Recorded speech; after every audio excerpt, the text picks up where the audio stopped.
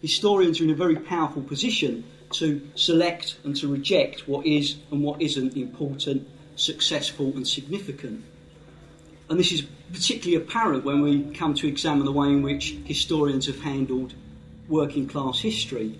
That is, the political ideas, methods of organisation, institutions the working class have developed in response to their position in society.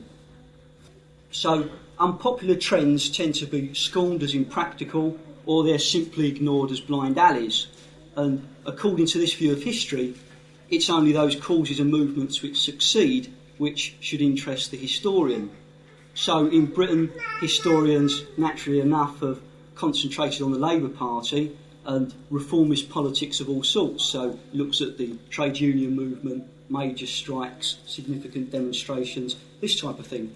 And the anarchists have been among the victims of this process, dismissed as utopian dreamers, for how else can you describe the ideas of people who dare to advocate a world without governments and politicians, priests and policemen? I think we in the Socialist Party can sympathise, for we too have suffered a similar fate at the hands of the historians and academics, and for very similar reasons. Like the anarchists, our ideas are considered to be impractical, our politics impossibilist, and our vision of a future society which is qualitatively different from capitalism, unrealistic. But what about those political ideas then that have never managed to attract mass working class support? What about those movements which have been considered unimportant and unworthy of study? Well, clearly a case in point is the anarchists, and what I would like to show is that it's a movement in its own right. It has its own traditions, which are nearly a century old. It has its own theorists, include people like Proudhon, Bakunin and Kropotkin. And it has its own martyrs. For example, the Chicago anarchists, some of you may be familiar with, were hanged in 1887. And Sacco and Vanzetti have also passed into popular mythology and history, perhaps. And they were electrocuted in 1927. And it's also got its own record of successes and failures. Kronstadt, Spain, 1936, this type of thing. Now, I can't emphasise enough that the scope of this talk is absolutely enormous, as we can trace the anarchist movement and its influence over much of the globe. But as George Woodcock poetically informs us, and I quote, "Anarchism has thriven best in the lands of the sun, where it's easy to dream of golden ages of ease and simplicity, yet where the clear light also heightens the shadows of existing misery. It's the men of the south who have flocked in their thousands to the black banners of anarchic revolt, the Italians and Andalusians and Ukrainians, the men of Lyon, Marseille, Naples and Barcelona." However, although I would agree that anarchism does have its strongholds in these Mediterranean countries and southern Russia, it also has a place in northern Europe and America, for example in the sweated workshops of the East End of London and amongst the shoemakers and printers of Chicago. And I can do no more this afternoon really than offer a very basic introduction to this subject. And in doing this I want to look at two things really. Firstly, I'll be looking at the ideas of anarchism as a theory and a doctrine. Secondly, I'll be looking at the history of the anarchist movement in Britain. And at this stage I could perhaps just mention two books for any of you that are interested in this topic. They're both by George Woodcock. There's this one called Anarchism, which covers all the sort of historical ground, a lot of the material I won't be covering, and The Anarchist Reader by George Woodcock, and this is a collection of writings by various anarchists, and they're both cheap and accessible, quite good. Right, so the first thing then, what is anarchism? Well, the word anarchy itself is derived from two ancient Greek words and means something like without government or the absence of authority. However, because it's generally believed that people can't possibly be trusted to manage their own affairs reasonably and democratically without governments, anarchy has more often been used in a derogatory way as another word for chaos or disorder. And although it does have both meanings, that's a negative condition of unruliness and a positive condition of being unruled, people who are not anarchists generally take them to mean the same thing, whereas anarchists themselves would insist upon keeping them quite separate. It's often been said that anarchism is like blotting paper in that it soaks up everything, And this is clearly illustrated, I think, by the enormous variety of ideas and influences which go to make up the anarchist movement. There are individualist anarchists and collective anarchists, militant anarchists and pacifist anarchists, Christian anarchists and philosophic anarchists. Then there are a whole range of diluted or hyphenated anarchists. For example, the anarcho-syndicalists, who are not to be confused with the anarcho-syndicalists. There are the anarcho-communists, who are not to be confused with the anarcho-capitalists. And there are the anarcho-feminists, who sometimes are confused with the anarcho-punks. Finally, there's a group of anarchists who prefer not to use the word at all. They describe themselves as libertarians or autonomists or councilists or some such term. I would therefore go along with George Woodcock in his history when he says, few doctrines or movements have been so confusedly understood in the public mind, and few have presented in their own variety of approach and action so much excuse for confusion. Paradoxically, though, it's this rich and more often than not contradictory variety of ideas which helps to explain anarchism's both its great strength and its great weakness. For on the one hand, it's an extremely attractive doctrine because it offers something for everybody, for the dreamers and the dynamiters, for the revolutionaries and the reactionaries, for the rationalists and the irrationalists. On the other hand, anarchism lacks both a consistent accumulation of ideas and a single coherent programme of action.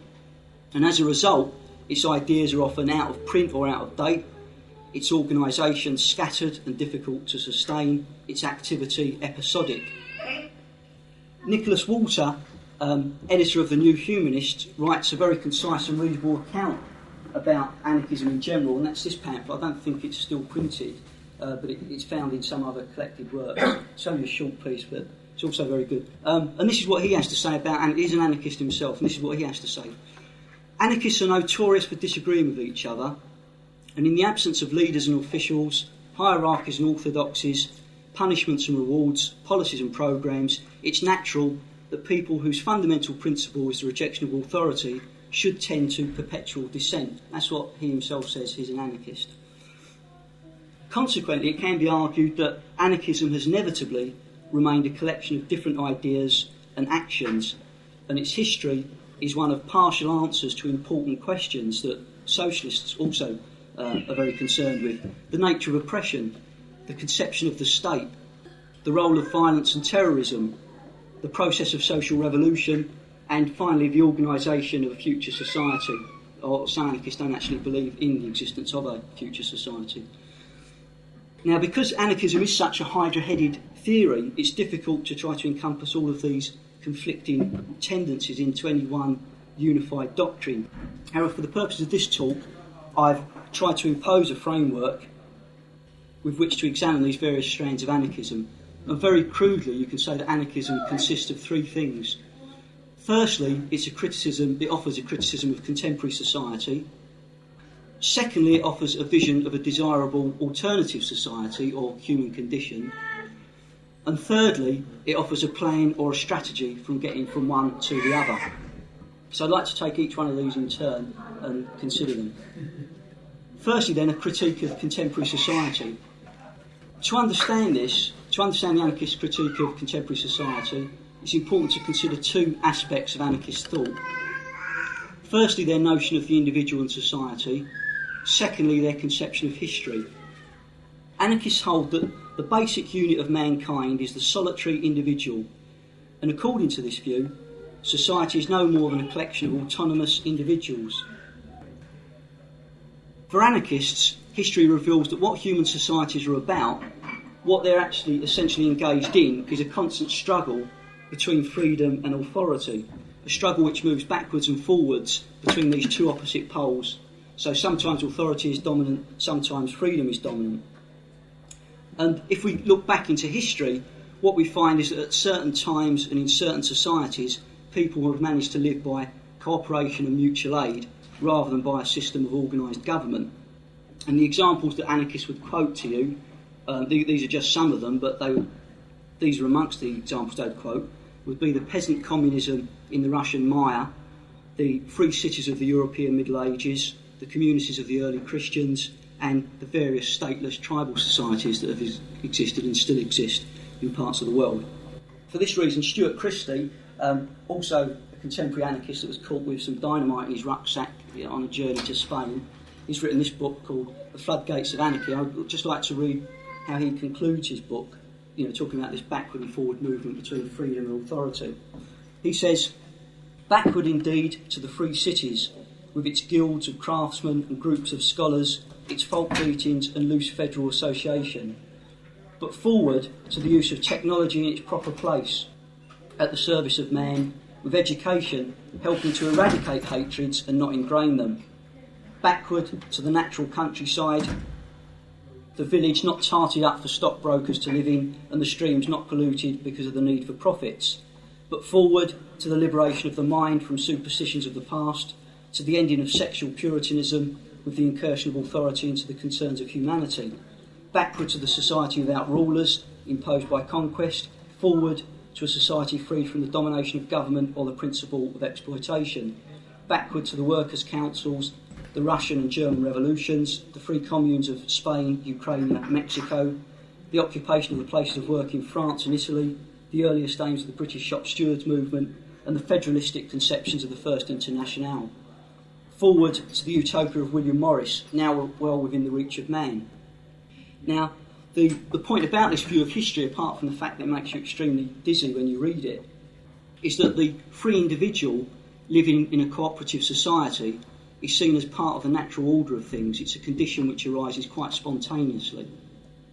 Consequently, the type of society advocated by anarchists has always been possible, it's always been realisable, it's always been on the historical cards. And Colin Ward makes this very point in a book called Anarchy in Action. He says, "How would you feel if you discovered that the society in which you would really like to live was already here, apart from a few little local difficulties like exploitation, war, dictatorship and starvation?" He goes on to say, "The argument of this book is that an anarchist society, a society which organises itself without authority, is always in existence like a seed beneath the snow, buried under the weight of the state and its bureaucracy, capitalism and its waste, privilege and its injustices, nationalism and its suicidal loyalties, religious differences and their superstitious separatism." So, what becomes apparent when you read some of the anarchist literature is that they're not actually advocating a new society, as socialists do. They're talking about developing a mode of human organisation which is rooted in the experiences of everyday life. It's a mode of human organisation which is always present, and it operates side by side with and in spite of the authoritarian strands of contemporary society. So it becomes apparent that authority in all of its guises is the main problem. It's the number one enemy for the anarchist, that's authority. And it could of course be argued, and it often is, that anarchism is therefore, as a human aspiration, is as old as authority itself, and that anarchists, people who oppose authority, have always been with us in one form or another. However, historically, anarchism is a term which denotes the theory and practice of an organised social and political movement which developed in 19th century Europe. And it was around about 1870 that anarchism began to distinguish itself from the wider socialist movement from which it sprang. The main example of authority for these anarchists, naturally enough, I suppose, was the centralised capitalist state with its monopoly of political power and its use of repressive machinery, governments, police, armies, prisons, etc. And anarchists went on to say that this state was responsible for all of society's ills, for economic inequality, political oppression and social injustice. And to quote Nicholas Walter again, which is quite an interesting quote, he's talking about private property, which is very dear to the heart of many socialists. He says, "Despite appearances, this is not an economic or legal problem.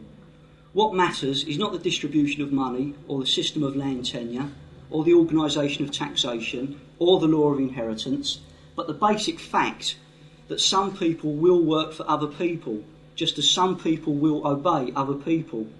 If we refuse to work for the rich and powerful, property would disappear. In the same way that if we refuse to obey rulers, authority would disappear." So for anarchists, property is based on authority and not the other way round. This is Nicholas Walter.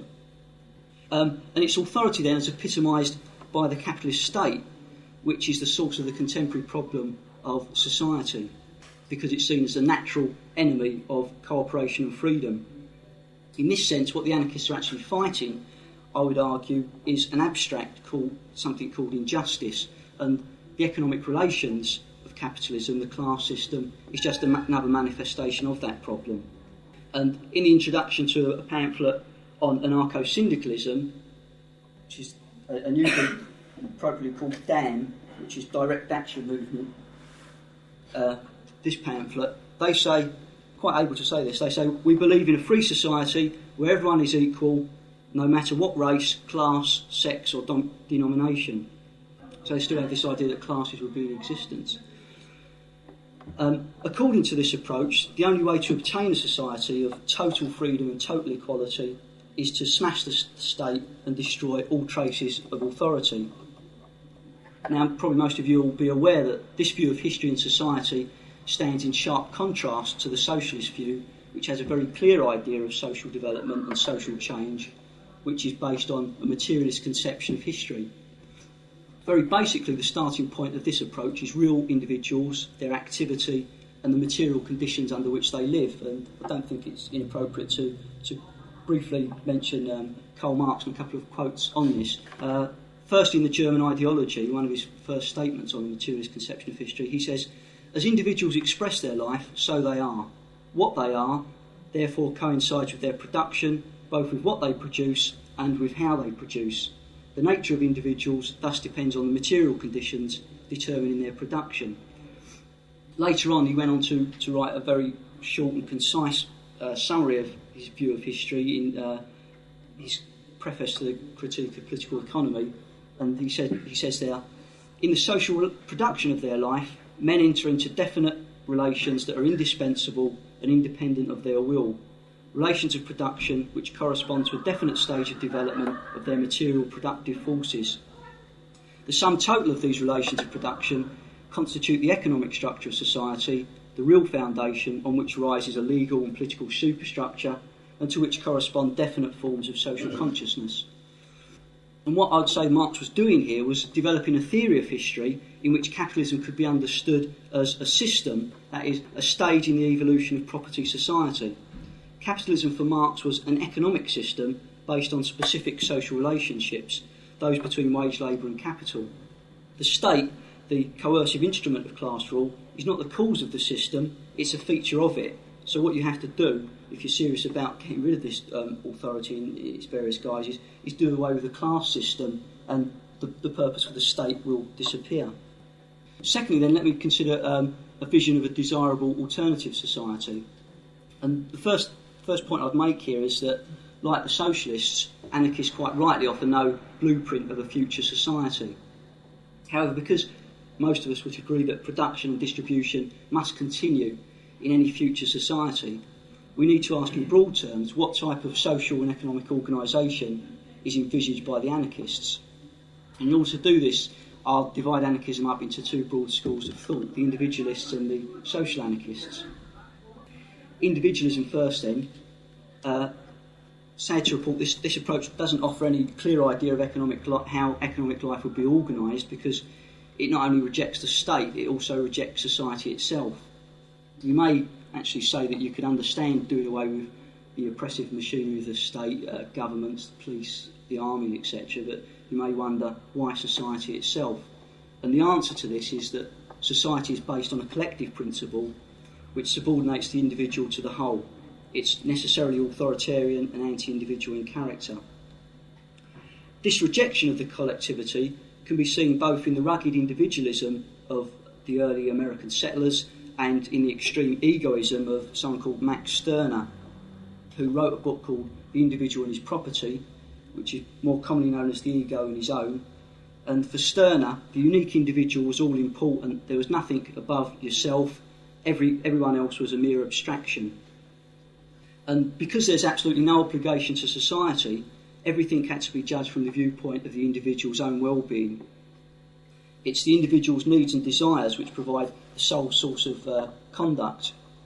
And in this ruthless war of each against all, the individual has the right to do whatever he has the strength to do. Might is right. And the message here is look after number one, free your own ego, and let other people look after themselves. Yet even Stirner himself realised that the individual has to relate to other people, and he suggests the creation of a league of egoists which people could hop in and out of. The second school of thought doesn't neatly fit into either of these categories. It's called mutualism, and it's derived from the work of Proudhon, who's often held to be the father of modern anarchism, not only because he was one of the first writers to deliberately describe himself as an anarchist, but also because his ideas were very influential to the developing anarchist movement. However, the mutualist ideas of Proudhon and his followers are difficult to place because whilst they are individualists, they also recognise the need for association. So unlike Stirner and the extreme individualists, the mutualists do have something to say about social and economic organisation. Very basically, mutualism is seen as the natural form or basis for cooperation between producers. A mutualist society would be organised in terms of individuals entering into voluntary associations. These small economic groups would link up in communes and would be federated into a network of councils. The emphasis here being on decentralisation and the destruction of central power and government. Property in this type of society would be based on a pattern of individual ownership. Liberty is held to actually mean that everybody has the right to the product of his own toil. It's also man's natural right, according to the mutualists, to own land and to trade with other people. And exchange would take place in cooperative groups on the basis of labour vouchers. There would be a People's Bank offering free credit. I think Proudhon actually established a People's Bank which went out of business in 6 weeks. Thus enabling everyone to have the opportunity to borrow money without interest and to acquire property and become independent. Right, moving swiftly on to the social anarchists, and here we can identify three main schools of thought. They're collectivism, anarcho-communism and anarcho-syndicalism. Collectivism first, and this approach is associated with another great figure in the anarchist movement, Bakunin, and his followers, and they were responsible for taking the anarchist movement away from individualism. Here the collectivity takes the place of the individual worker as the basic unit and central principle of economic organisation. Individual possession is replaced by possession by voluntary associations. Collectivism suggests that the means of production should be held in common, but the products distributed according to the formula from each according to his means to each according to his deeds. So once again, the individual was to receive the product of his labour.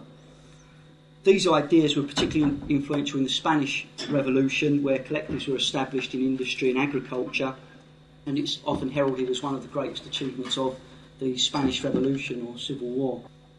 Anarcho-communism.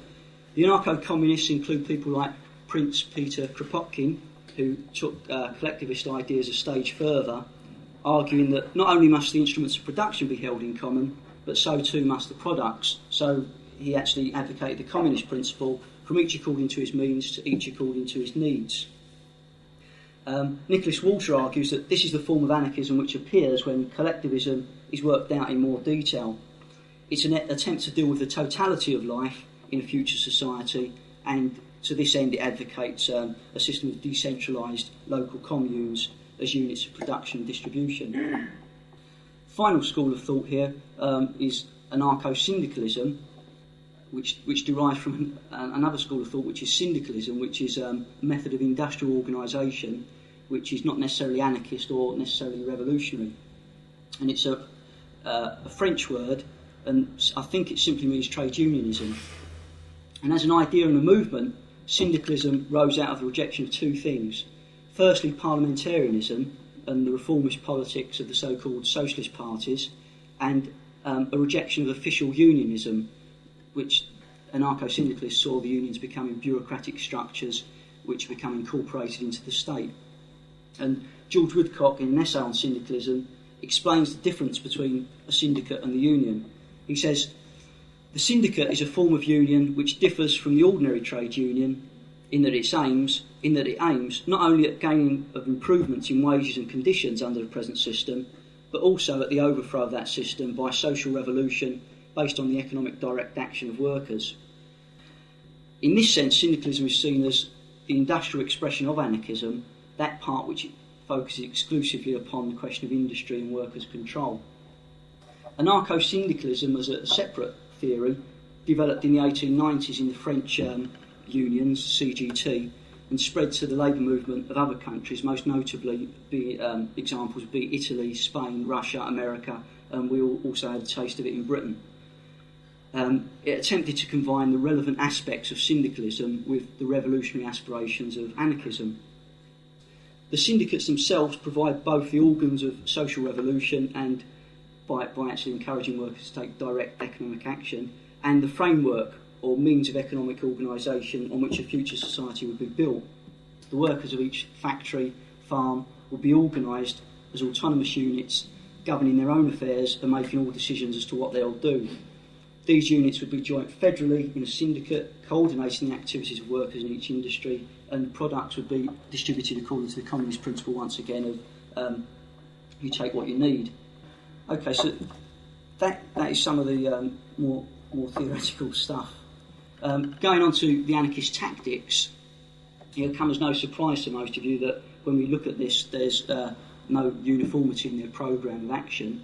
However, one thing that does stand out about the anarchists is that they all seem to reject, as far as I'm aware, political action, whether it's revolutionary or reformist in nature.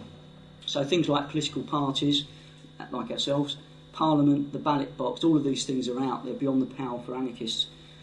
Woodcock says, although anarchists differ in their ideas of the tactics to be used in achieving social change, they are united in regarding themselves as apolitical or even anti-political.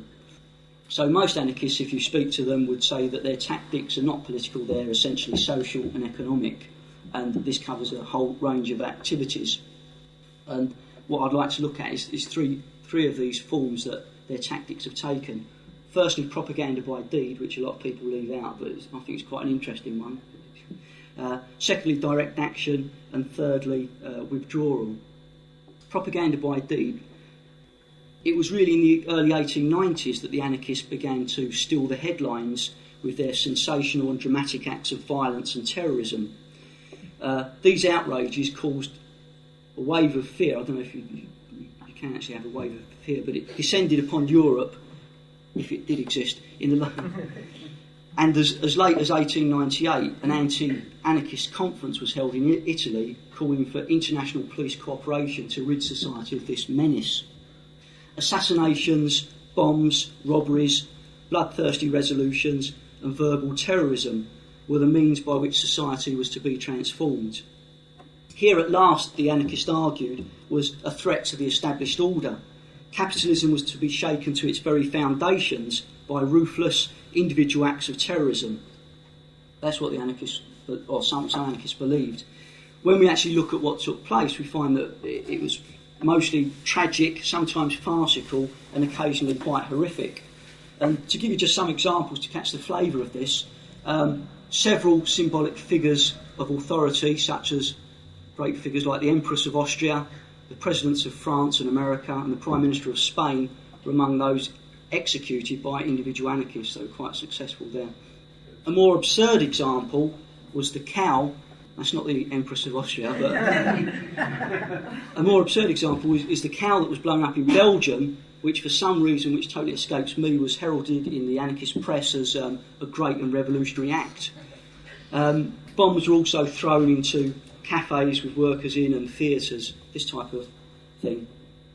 And it's these activities which incidentally received a notoriety out of all proportion to their numbers that has led to the common association between anarchism and violence, an association which has plagued the movement ever since.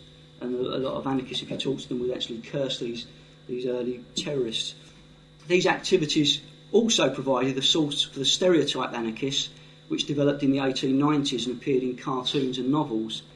I don't know if you're aware of some of the novels, but Comrades, the Secret Agent, anarchists appear in that, which are pretty horrific people. Zola's Germinal, the guy blows up the mine shaft in that. And Henry James's Princess Casamassima. They're among the books I know of that anarchists appear in. This tactic then is usually referred to as propaganda by deed because it was believed that revolutionary ideas would spring from revolutionary actions. And they came out with this phrase, striking at one man to educate 100. If the people were passive and apathetic, they needed to be shown that authority was vulnerable. They needed to be encouraged to revolt by so-called exemplary actions. Yet this phrase was first used in the 1870s and referred to merely symbolic actions, not necessarily violent, designed to win useful publicity. It's also only fair to point out to the anarchists that revolutionary violence was by no means a policy supported by all or the majority of anarchists. It was an activity of a very small minority.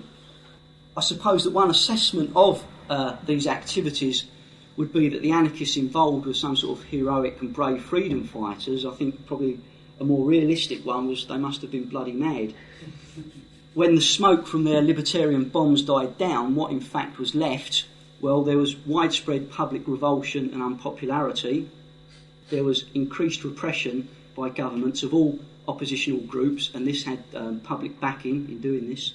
And there were a few defiant gestures by those responsible and some who weren't, as they were sort of led away to be executed. Terrorist activity is not only futile in that the state has always been much better at it, but it's also positively harmful to people like ourselves in the Socialist Party whose activity consists of spreading socialist ideas. Second tactic that anarchists have used is referred to as direct action, and this is also a term which is misunderstood and often confused with propaganda by deed.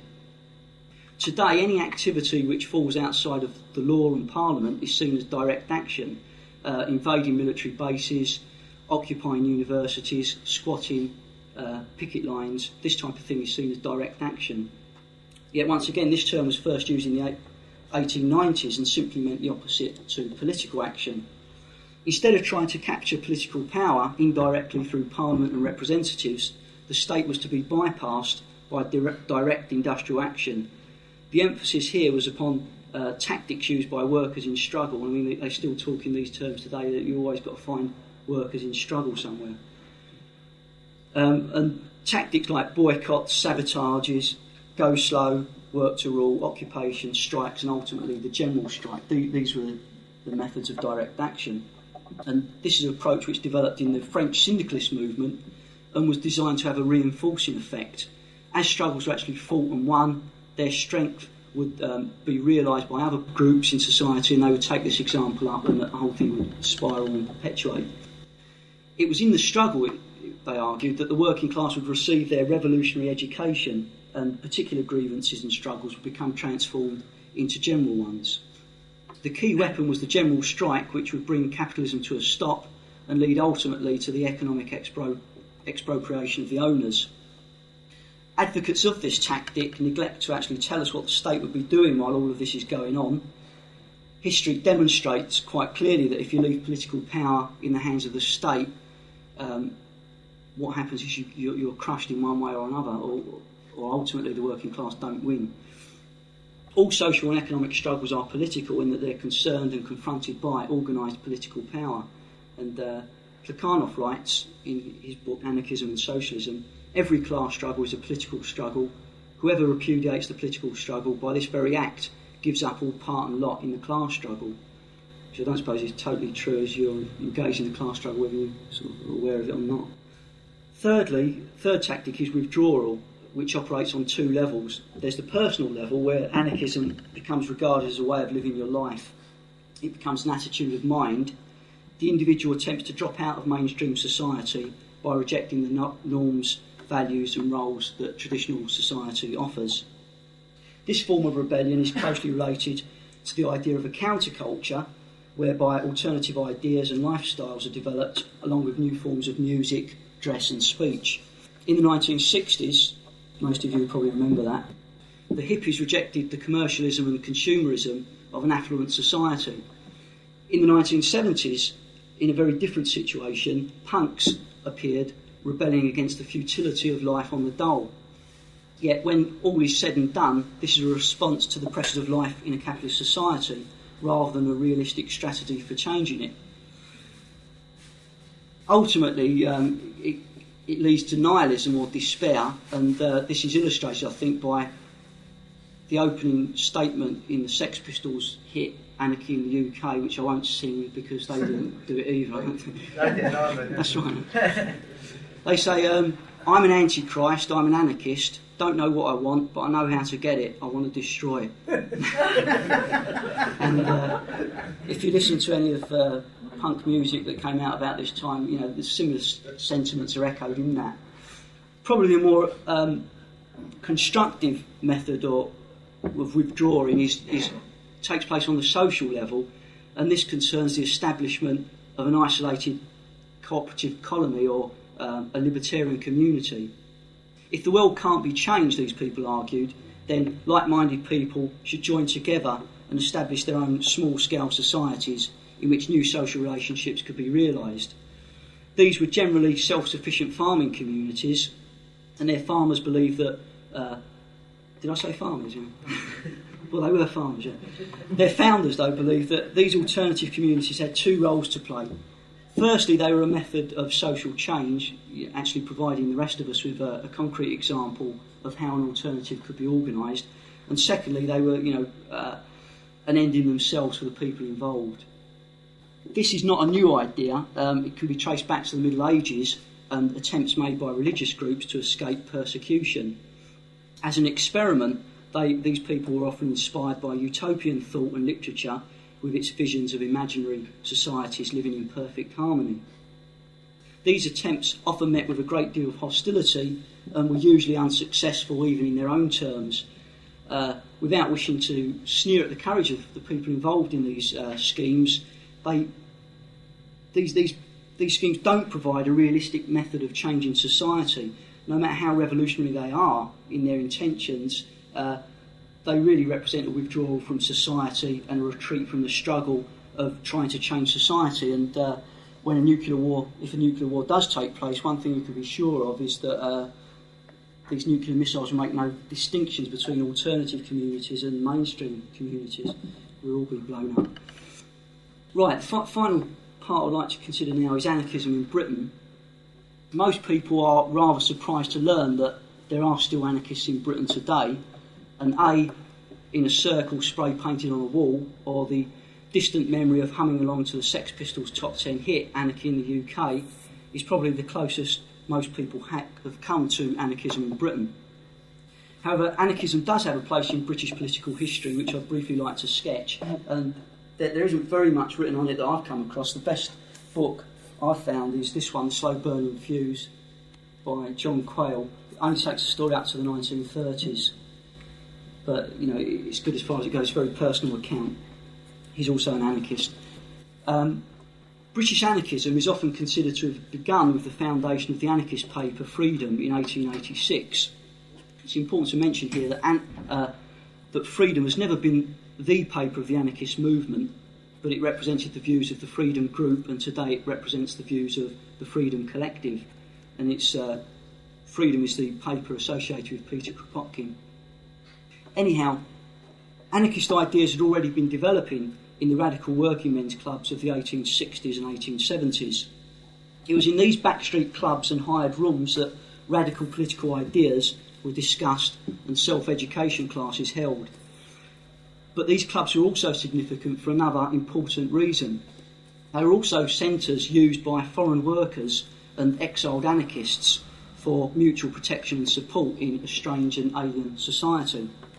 And some examples of where these clubs were, there's the Rose Street Club in Soho, which became the Anarchist Club later on.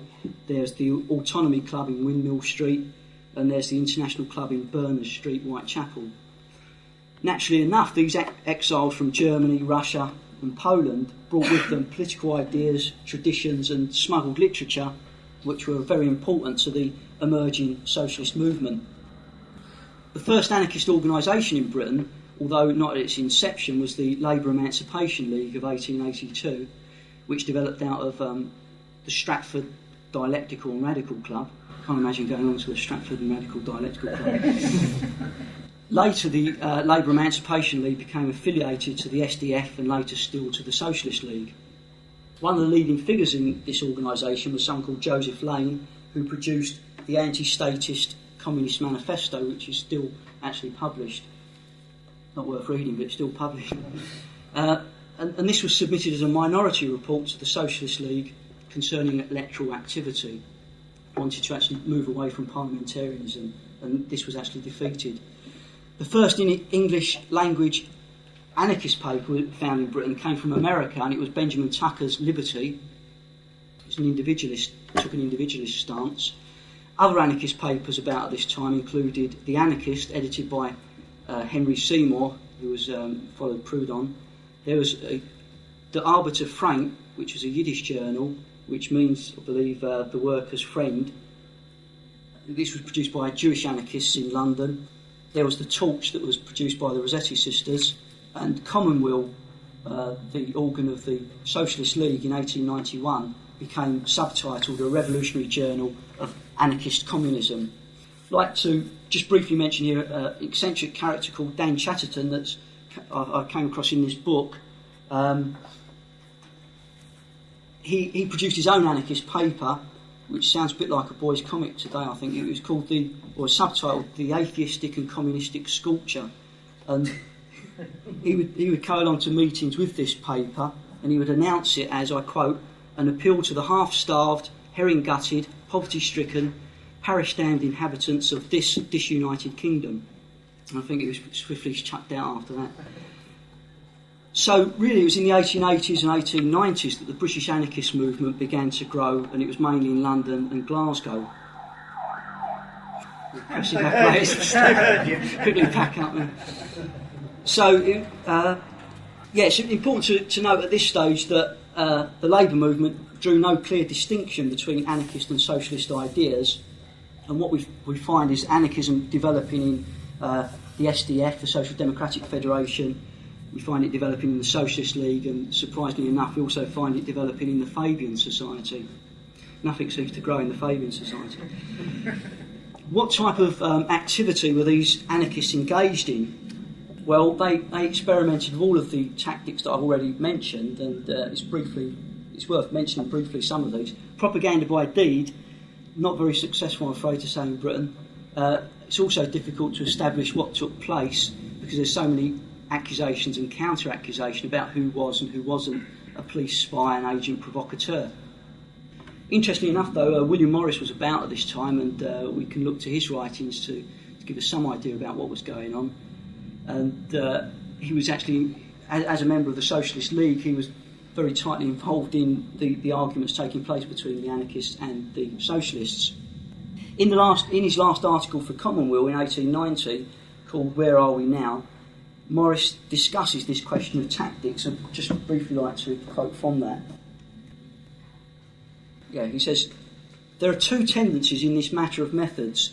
On the one hand is our old acquaintance palliation, elevated now into vastly greater importance than it used to have because of the growing discontent and the obvious advance of socialism. On the other is the method of partial, necessarily futile, inconsequent revolt, or riot rather, against the authorities who are our absolute masters and can easily put it down. With both of these methods I disagree, and the more because the palliatives have to be clamoured for and the riots carried out by men who do not know what socialism is and have no idea what their next step is to be, if contrary to all calculation they should happen to be successful. Therefore, at best, our masters would be our masters still, because there would be nothing to take their place. We're not ready for such a change as that. The authorities might be a little shaken, perhaps, a little more inclined to yield something to the clamours of their slaves, but there would be slaves still, as all men must be, who are not prepared to manage their own business themselves. As to the partial, violent means, I believe that the occurrence of these would not shake the authorities at all, but would strengthen them rather, because they would draw to them the timid of all classes. Added to this, a whole range of elaborate schemes were devised to catapult small bombs from the top decks of buses into the upper stories of the rich mansions in the West End. It's a good idea. Clothes were to be brought into Britain that had been worn by cholera victims to start an epidemic. This was also exemplary actions, these are referred to. And a notorious pamphlet was produced called The Anarchist Feast at the Opera, which is not to be confused with the Marx Brothers film A Night at the Opera. This attempt to show how maximum damage could be caused at an opera house by, letting some gas out and setting fire to it. Withdrawal is the third tactic. From 1895 to 1899, cooperative colonies sprang up, influenced by anarchistic ideas, especially those associated with Tolstoy. They were really concerned with a simple life, pacifism and vegetarianism. If anyone's interested in reading about this, there's a very good book called Alternative Communities in 19th Century England by D. Harding, and it really goes into this area very well. A couple of examples of it. Causden Hill in Newcastle was established in 1895, Norton Colony in Sheffield in 1896, and the most famous colony was Whiteway in Gloucestershire, which is the most famous, and it survived right up to the 1930s, providing a sort of rest home for retired anarchists. That's where they would be willed, when they were finished with blowing up people. Some of its structures still survive, and if you want to go around there, apparently you can still go and have a look at their meeting houses, etc. Syndicalism, in the period between 1900 and 1914, and again after World War I, there was a growth in interest in the theory and practice of syndicalist ideas. In 1903, the Socialist Labour Party appeared on the scene after a split in the SDF, an organisation which was strongly influenced by industrial unionism and the ideas of de Leon, who was, I think, responsible for the American organisation which is called the International Workers of the World, which were also called, I think, the Wobblies, which I'm never too sure of the meaning of that, but perhaps someone will explain that later, why they're called the Wobblies, if it's something to do with their theory. In 1912, 41 million days were lost through strikes in Britain, and a wave of strikes broke out among the dockers, miners and seamen and transport workers, and violent clashes took place between striking workers and the police and army. Nothing seems to have changed very much, apart from the fact that at this time they moored 2 gunboats off the Mersey with their guns trained at the working class quarters. 2 events intervened to disrupt anarchism in general and syndicalism in particular. These were firstly World War I, with the growth of nationalist sentiment and pro and anti-war attitudes in the anarchist movement itself. And secondly, there was the Russian Revolution, which brought Bolshevik ideas about the role of a centralised party to people's attention and introduced this whole mythology about a workers' state which needed to be defended.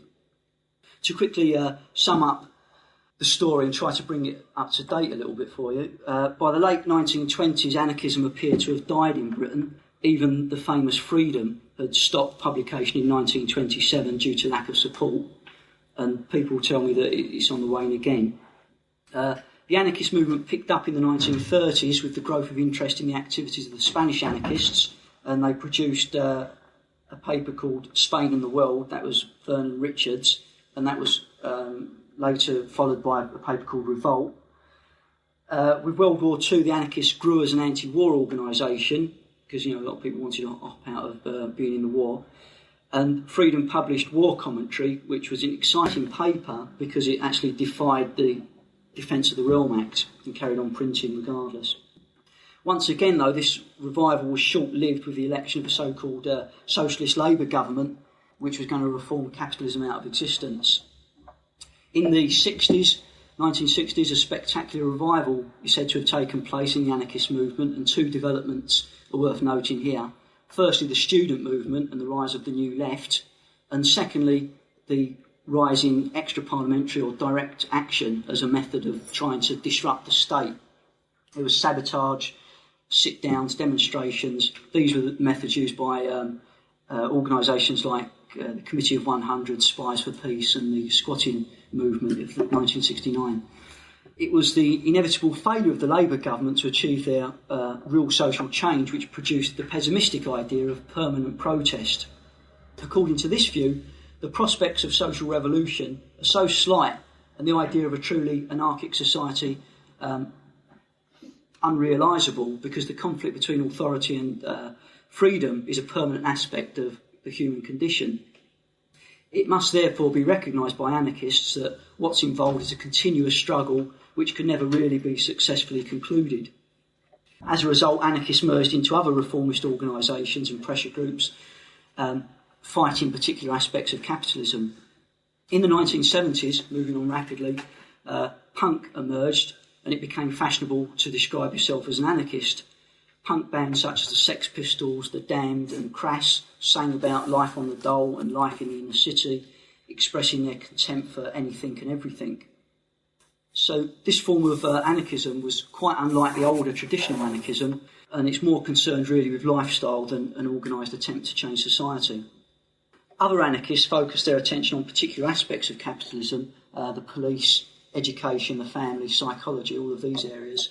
And today, if you want to find anarchists, they're to be found in libertarian cafes, whole food co-ops, housing co-ops, squatting groups, animal liberation groups, anti-nuclear groups, community newspapers, this type of thing, reformist organisations. Just a quick mention about organisations and journals that exist today. In 1979, the Direct Action Movement was formed, DAN, this lot, which is anarcho-syndicalist, and they describe themselves as the British section of the International Workers' Association, which sounded pretty grand to me, but hearing Molly Preston talk yesterday about what an international consists of, it's probably about 3 of them. Other syndicalist papers include the Black Star, which is produced by a collective and it's influenced by the work of Guy Aldred. There's Workers' Playtime, which is produced by a London workers' group of councilists, autonomists, etc. And finally, best bit of the talk, Class War. A group called Class War have come into existence. Some of you may be aware of them. This is really the national front of the anarchist world. They produce a broadsheet which is originally enough called Class War, probably the only thing they could spell. And a reviewer in Freedom tells us, quote, "To read Class War with satisfaction requires an incredibly low level of intellect and moral development." Probably quite right. What does Class War advocate? Well, they advocate basically violence and warfare against an ill-defined enemy called the rich. What this actually means can be illustrated by a couple of examples from their paper. On the front page of their July 1983 edition, we're told, I quote, "Now is the time for every dirty, lousy tramp to arm himself with a revolver or a knife and lie in wait outside the palaces of the rich and shoot or stab them to death as they come out."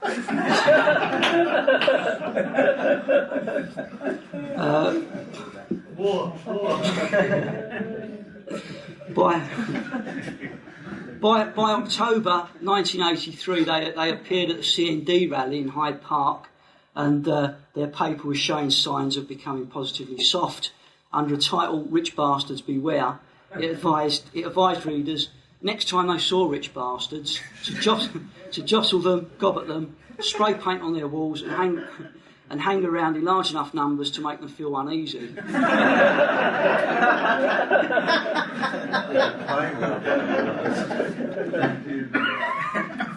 I didn't actually get the newest edition until yesterday, which is too late to include it in the talk, but if anyone doesn't believe me, this is the type of thing that they're producing at the moment.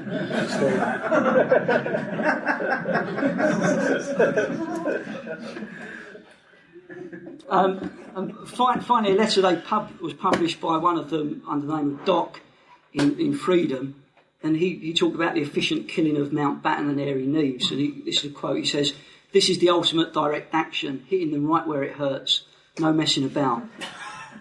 Apply the same no-nonsense to other things of interest to anarchists, and we'd be a lot further down the road to commonly held anarchist aims than we are now. He's probably quite bloody right.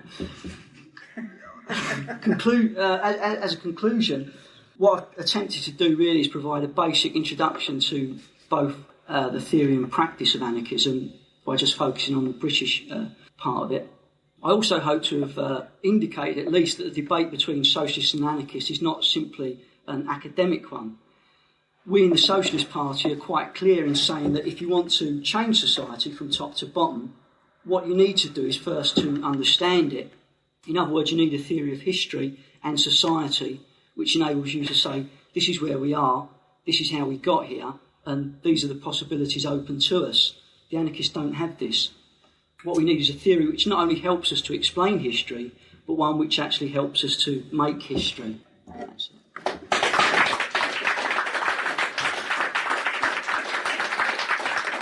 On the interesting point of withdrawal, I think that exists in most people.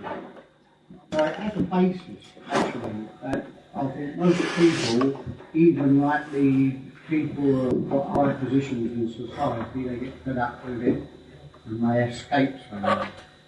So it has some fundamental feeling amongst people in society to withdraw from it in some way. Yeah, I mean, if you're talking about as a form of escapism, then that's okay. Everyone should do their own thing. But I mean, if you're actually interested in changing society, which we are in the Socialist Party, then it's no good actually withdrawing from it, because, as I said in the talk, what you're actually doing is withdrawing from the struggle that takes place. And ultimately, you can't escape the effects of capitalism. You can't escape the effects of nuclear war. It just isn't a realistic strategy. I mean, certainly people can go ahead and do that if that's what they think is useful, but really it's not. It's of no consequence to changing society. Well, then, in the case, say, you had a socialist society, would it not be possible that a lot of people say, "Oh, this is too easy, let's get out of it"? I'd like to have a chance of saying it's too easy. I think humans have got lots of sort of potentialities that are trapped in this type of society that we live in today. So we don't really get the chance to express ourselves as fully as we would like to. So no, I don't think that would be a problem in a future society at all. I think there'd be lots of things to do, isn't it? Would, for example, of the Israeli kibbutz movement, how do you see it in terms of socialism or anarchism? And you don't think actually a fairly useful model to show people where society could possibly be? Well, on the one hand, what it does is actually allows people to organise themselves and to develop relationships with other people in perhaps a more liberated manner. But ultimately, no. I mean, kibbutz ideas are influenced by socialist and I suppose some anarchic ideas. But they're in the middle of a very oppressive society, and their existence depends upon a strong capitalist society. Israel itself. Yeah, and that's true, but then within themselves and within each kibbutz and within the federation kibbutzes, I see that something that they come across problems when they come to a border and they have to deal with people outside their own system. Socialism is going to have problems, say, when it's just a country. It's going to have the same problems and being able to deal inside itself. It's still going to deal possibly until the whole thing's end as well. Yeah, well, what the Socialist Party says is that you can't actually have a little piece of socialism. You can't have just a socialist community. It must be a worldwide system. What we're talking about is capitalism, which is a world system, and in order to replace that, you must replace that with a world system, which we call socialism. So there wouldn't be this problem of a socialist society existing on its own.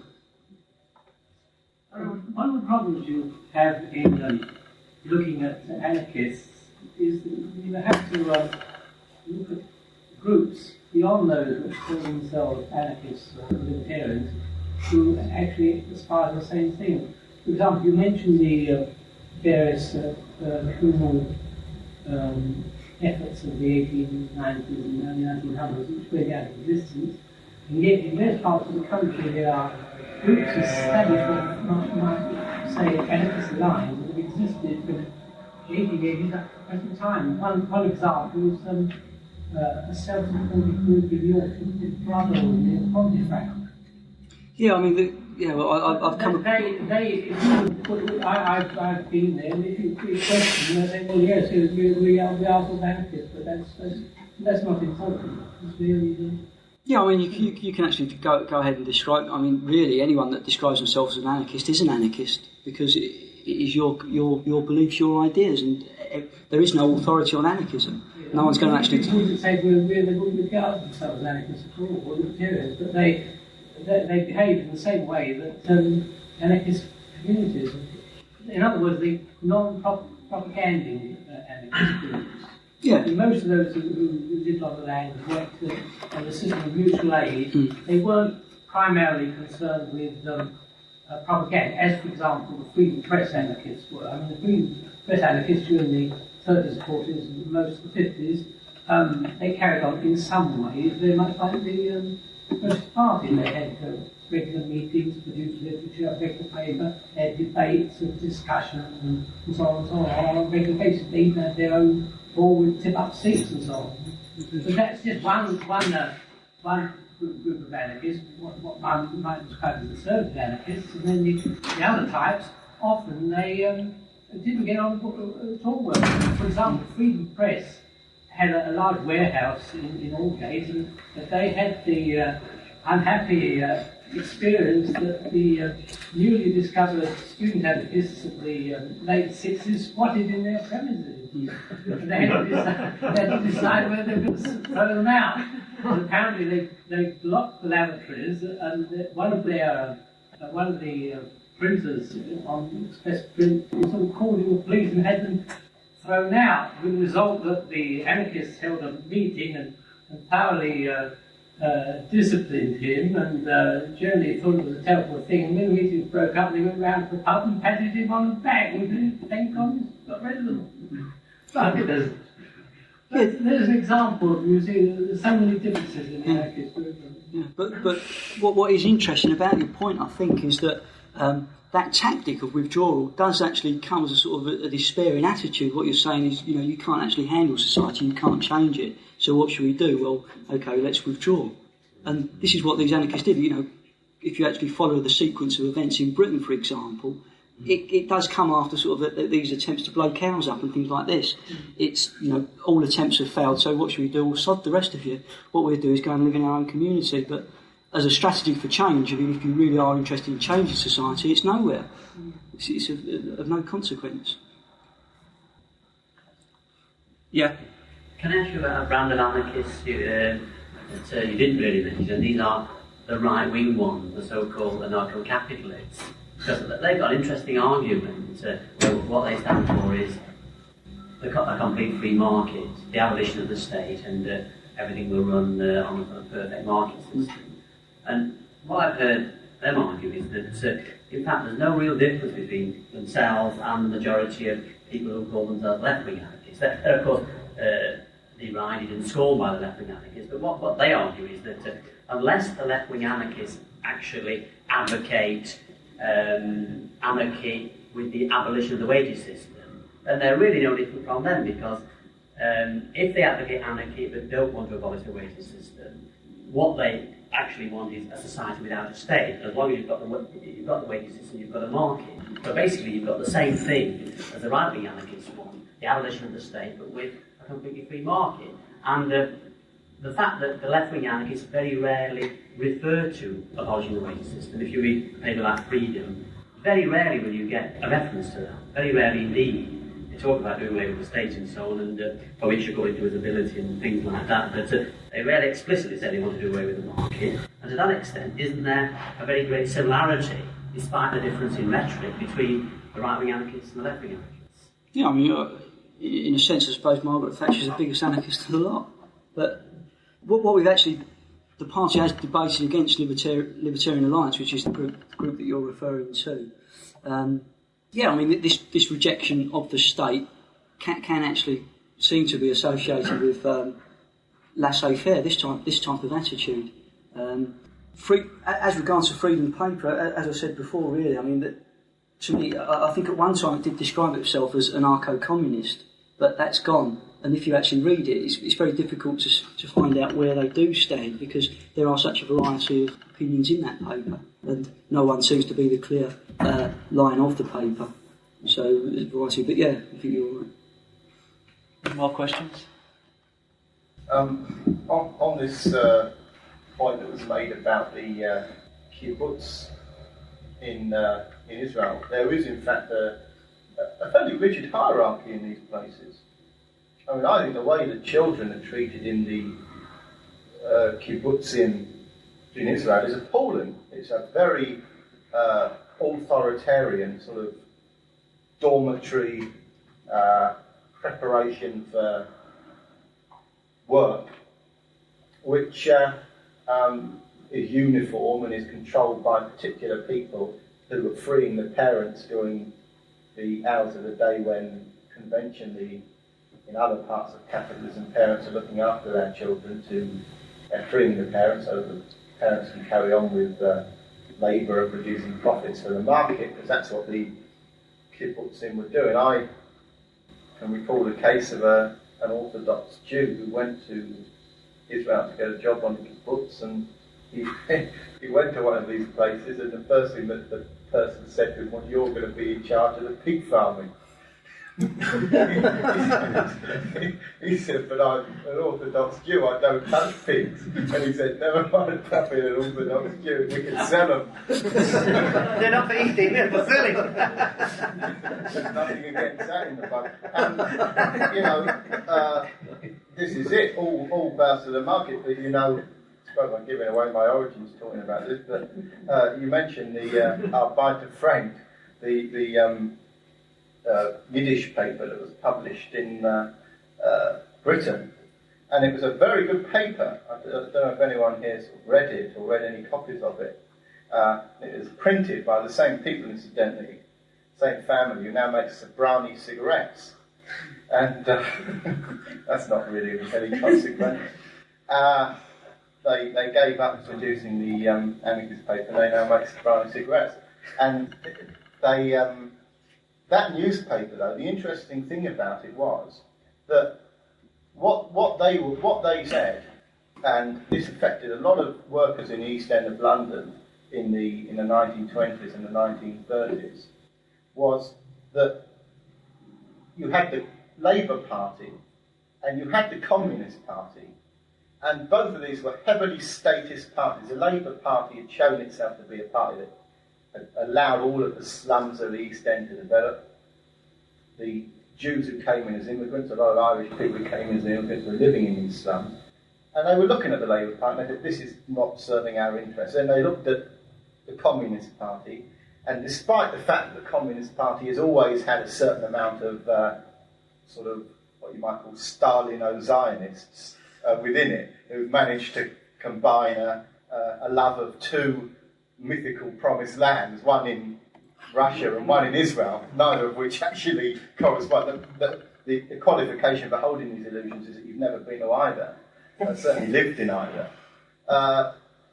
There's always been a certain amount of that. But the interesting thing is that a lot of them looked at the Communist Party, and a lot of the Jewish immigrant radicals in the 1920s and 30s rejected the Communist Party, and also as the 1930s went on, they began to see what was happening within Russia to a lot of the Jewish workers. And so what they said was, you've got to reject any kind of state at all. And really, a lot of what that movement was saying is something that you can see now on a much wider scale amongst workers in Britain. The average worker in Britain, if you go up to someone in the pub or at work and they say, "What do you think of the Labour Party?" The average person will say, "Look, the Labour Party has presided over and left me in the position that I'm in now. They've left us in a position where they built the council estates, they built the second-class welfare state, and they've left us with the crumbs living amongst them." They look at the Communist Party, they say this is a statist organisation. It's a mirror reflection of the Tory party at its most authoritarian. So a lot of people don't like parties, and I suspect there are people in this room who would look at the Socialist Party and look at what we say. We want a society without government, a society without money, a society without any wages system, a society where every person gives according to their ability and takes according to their needs, a society of free access to all goods and services. They would look at what we say, they would listen to the strategy that we have for getting it, that people have got to understand it, they've got to want it, they don't follow any leaders, everyone who joins the Socialist Party is equal, membership of the party is only on the basis of one thing, and that is knowledge, and then there is no leadership within the party. Every meeting in the party is open. And then there are a lot of people who would say, "But you've got the word party, Socialist Party," and they are afraid of it, and it's a healthy fear. Because, they've been to parties, and it's like, the debutante who's been to a party on Monday and by Friday night she doesn't want to go to any more parties. I don't blame her. And so that's why a lot of people are afraid. And how do you overcome that fear? Well, just going back to either to Frank, or I believe that was Rudolf Rocker's newspaper. He eventually took that over. He gave out ham sandwiches outside the synagogue on the day of the fast. Called it already grant. It's probably not. I'll substantiate that. Yeah. Or transubstantiate it. The thing is, these Jewish anarchists had also existed in sort of the 1870s, 1880s, a much earlier tradition, I think, bringing traditions from their particular societies as well, from Russia and Poland and Germany. Also, it's interesting where you actually find these people, what type of occupations they're doing in the clothing industry and bookbinding, this type of industry, cobblers. It's not really yeah. No, it's actually where workers have actually got time to sit down together and do a piece of fairly intricate work. I mean, watchmakers are the classic example. That's where Proudhon carried on a lot of his work with watchmakers. How do you actually get over this fear of the party? Was your question? Was it the idea of fear of politics? Really? A fear of politics? Well, really, I mean, I think most people must recognise is that whether they're interested in politics or not, it's something that affects them. And what you've actually got to do is say to yourself, how are you going to attempt to change society? If you actually believe that society needs changing, then how are you going to do that? And what alternatives are available to you? And to me, my opinion is that you actually go into an organisation that is attempting to do this. How else do you organise? How else do you get literature? How else do you meet people? I think it's a necessity that people should join a political organisation. How you actually overcome people's fears of political parties, I don't know, apart from encouraging them to come along to meetings, to actually take part in party activity and see how it operates. I mean, this is one way where you can actually throw open your doors. The party always has done, which would probably cause a lot of horror for a lot of left-wing parties, that all of our meetings and discussions are open to public inspection. And that is one method, but I mean, how you actually get everyone into 52 Clapham High Street, I don't know. They're not. Yeah. I enjoyed that talk very much. One thing I've never been particularly clear about with the anarchist writings that I've talked with is this idea of individualism. Because bearing in mind that we are social creatures and we acquire forms of things that we find useful, like language, socially, it's a problem that seems to run through all of the various strains of anarchism we've outlined. But they seem to picture the social organisation that they advocate based on various forms of individualism. Something that always puzzles me is how they substantiate that. I've never found any adequate argument to back it up. What does individualism amount to? An individual cast aside from society at the moment shortly after he or she was born would be less than, moronic, would have no language and all of the other socially acquired skills and so on. So what does this individualism do anarchists? Well, I think what you need to do really is distinguish between two types of individualism. There's the extreme egoism of Stirner, which is probably most anarchists would reject themselves. I mean, it just isn't practical. But what anarchists do have, because they actually reject all forms of authority, they've got a very healthy regard for the individual, and that the individual should have the ability to make choices. And that ultimately that's what freedom's about, the ability of individuals to make their own choices and to be their own person. So, I think that's a healthy element in the anarchist school of thought, that they do say that people should be responsible for themselves, without actually going over to the extreme of Max Stirner, where he really what it amounts to is a war against of each against all, and you couldn't possibly. Well, I mean, there wouldn't be such a thing as society. How do you actually organise food production? I mean, I don't know. And people, I think quite rightly, have said that there are anticipations of Nietzsche in Stirner's writings, which, it's survival of the fittest, the survival of the strongest. And that's the type of society those type of anarchists would, or condition that those anarchists would be advocating. But the vast majority, would chuck Stirner out, quite rightly, I think. And all they would have is, as members in the Socialist Party, a regard for the individual as well.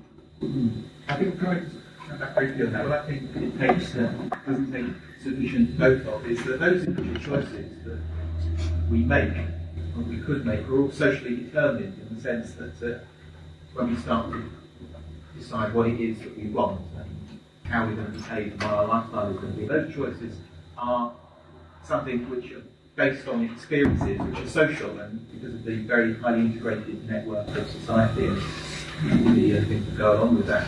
But is that this is aside from the arguments of how the most important aspects, like how you produce food, clothing, shelter, and so on, that can only be based on a highly organised, coherent, well-coordinated social production. But just aside from that, the other periphery matters to do with individual choice and behaviour, I think that there's an important gap in their understanding on that point.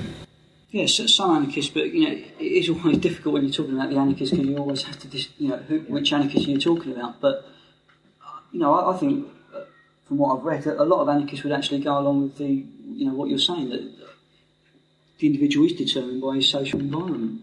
But they certainly don't have this conception of history which that we have in the Socialist Party. That's where. Yeah. Yes. Well, I just had a comment on this remark that Steve made about overcoming party phobia, and I think it's something we must address ourselves to very seriously. It depends on the image, surely, that people have of parties and of a party, and we must present an image which is very attractive, whether it corresponds to the sort of thing that people expect parties to consist of.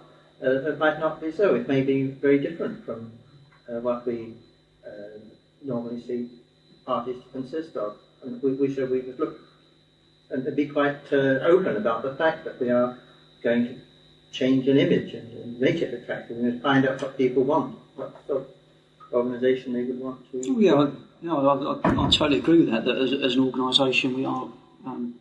We've been around for a long time. We've taken quite a few knocks, and it is important to change our image. But there is a lot of work that goes on with within the party, which is dull and tedious, which must continue, and you can't really hide that from people that are wanting to join the party. A lot of the work is routine. A lot of it does consist of holding meetings and organising debates, this type of activity. And that is the lifeblood of a political party, I suppose. And I don't know how you could ever, apart from turn that into a circus.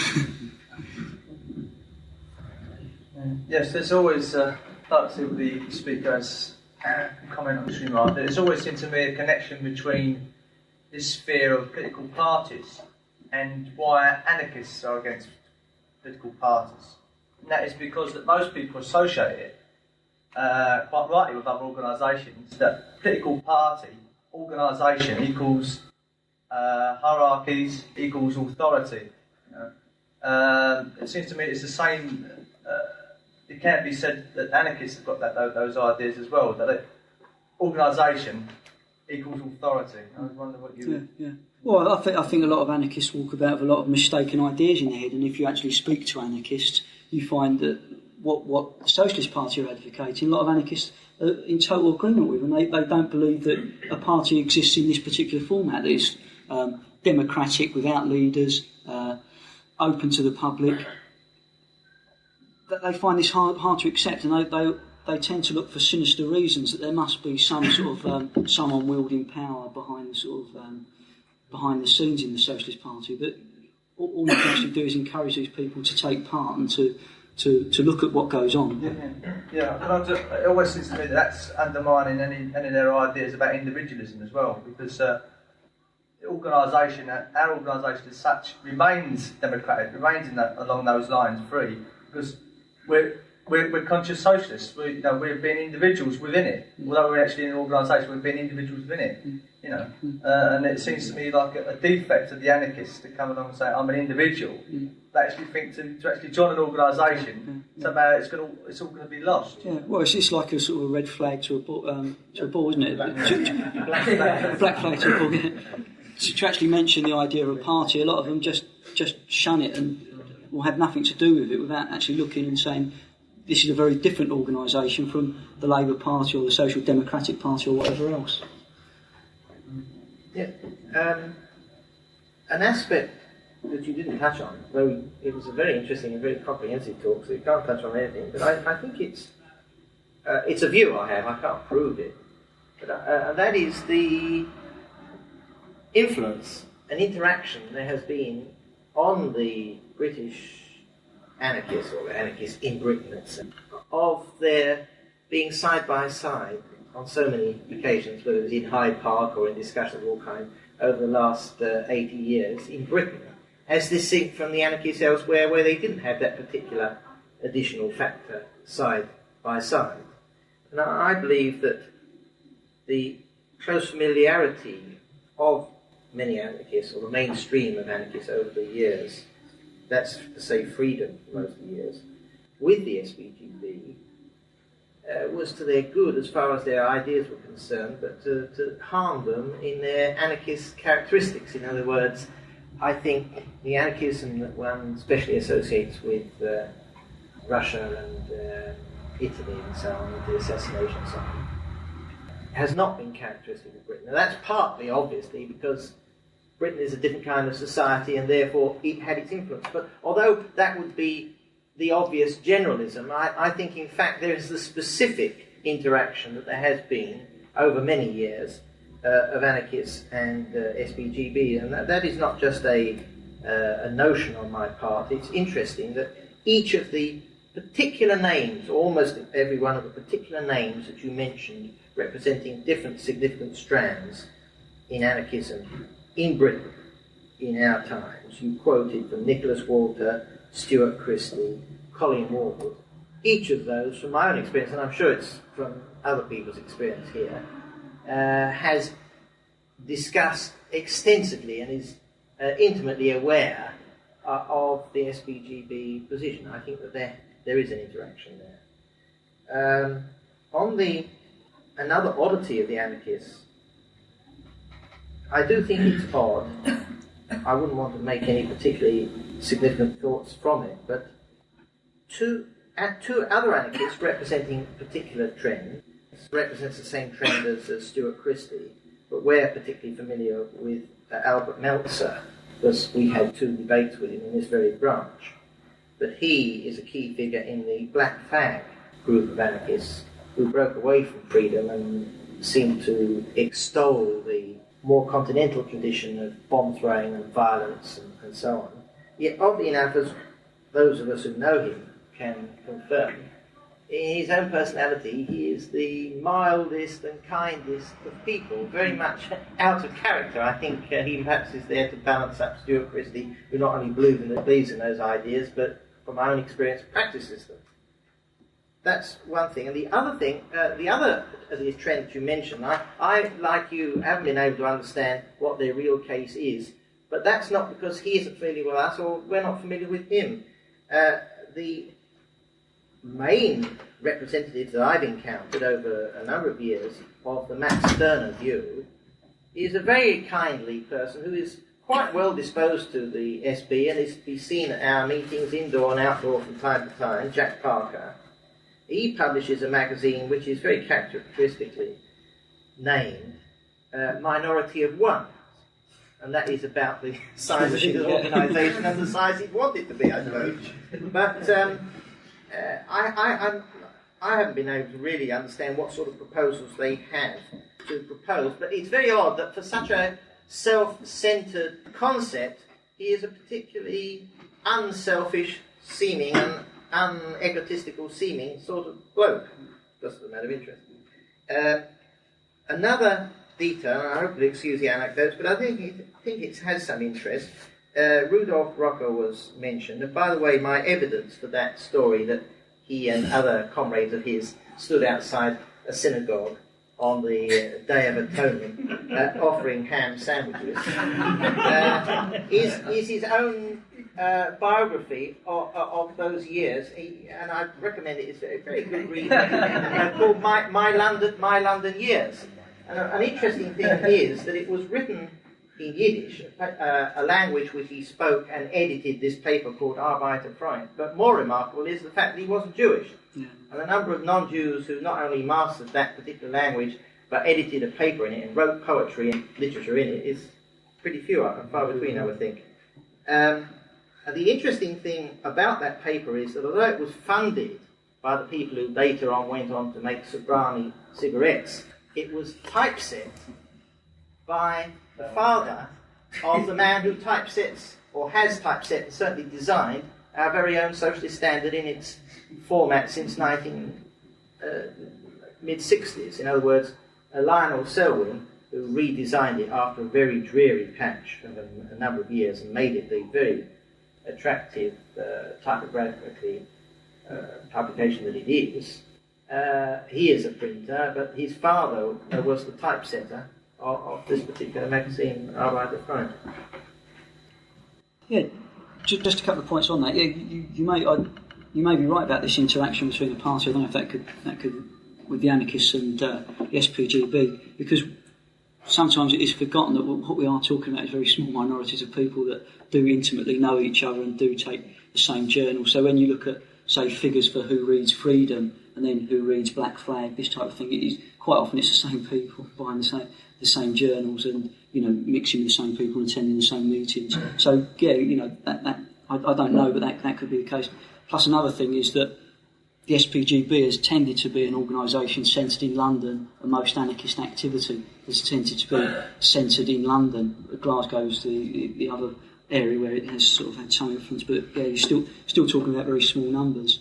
Black Flag, Meltzer's paper, is that the organ of the Black Cross? Black Cross is the... Yeah, that was set up after Stuart Christie had been to Spain, and it was to help political prisoners or anarchists in prison. I think it was designed for that purpose. With regard to the sort of the social psychology of various anarchists as well, Max Stirner himself was, I think, called Caspar Schmidt, and he was apparently a timid school teacher. I mean, there is always this sort of disjunction between these violent sort of statements that are made, and then you actually meet sort of a little quiet, bald-headed, bespectacled person who's sort of this violent anarchist. L'Ambrosio, someone who did a lot of work on criminality, he actually went and studied anarchists as well, and you know, he said that they were a particular type of person, they had particular physical features as well. I think there is a bit of a myth about this gentle anarchist as well. Kropotkin's often described as a gentle anarchist, and from what I've read, he sort of went to demonstrations with daggers in his back pocket and this type of thing, and he'd escaped from prison a couple of times, I think, and he wasn't as gentle as he made out, and he also supported World War I, which is